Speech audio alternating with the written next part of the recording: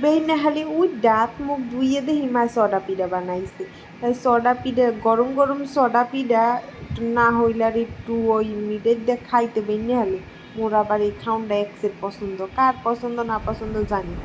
খাইয়ার পর আবার মায়ের রাইতে আগের দিনের রাইতের ভিডিও কি দিবা আবার এইটা মায়ের রাইতে করলাম যে মা বাবু যেহেতু ঘুমাইছে এই খায়ে তোমার একটু জামা আছে না হে করে কাটিয়ে তো, আর মোর একটু জামা আছে হে করেও কাটিয়ে তো মুই পায়ে সময় পাইলে খাইয়ে বানাইতু মনে।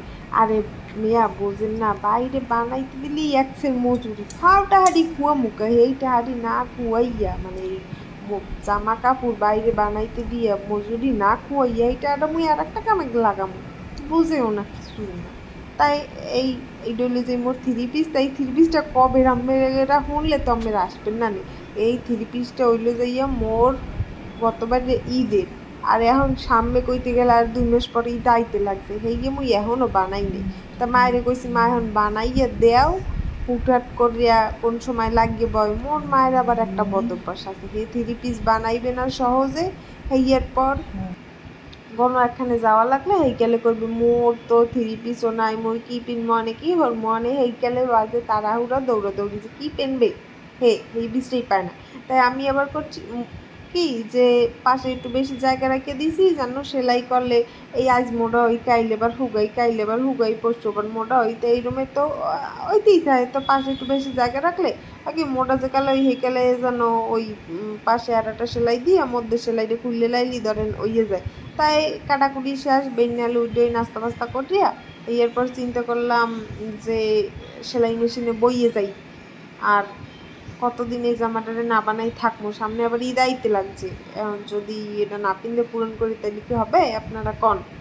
তো বানাইয়ে তো তুই আবার একখানে যাওয়ার সময় গেলে আরে থ্রি পিস নাই তো বানাইতে বইলাম। আর আজকাল যে বাজার ভাই, সামান্য একটা জামা এমনি জামা পায়জামা বানাইতে দিলেই কত টাকা মজুরি লইয়ে যায়। হেই এরপর তো এটা আবার 4 পিস এটা বানাইতে কইবি না নে যে 800-900 টাকা লাগবে। তবে এটা মানতেই হইবে গুড়াগাড়ার মায়গো এইসব জামা কাপড় বানাইতে লওয়া যে কি পরিমাণ ভুল। আইয়ে সেলাই মেশিনের দড়ি খুলে দেবে, তাই সেলাই মেশিন ধরে বইবে ঠিক মতোই করতে দেবে না, একছের জ্বালা ভাই একছের জ্বালা।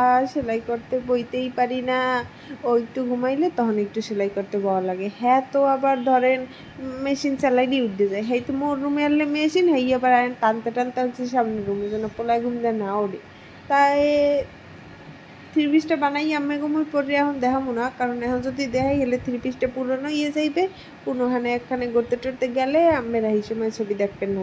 আজকের মতো এইখানে বিদায় নিতেছি, টাটা আল্লাহ হাফেজ। ও সন্ধ্যা হয়ে গেছে, মাঝখানে আবার মোরা একটু ড্রাগন ফল টল খাইয়ে লইছি নাস্তা পানি দুহর রে এবার নাইছি দুইছি।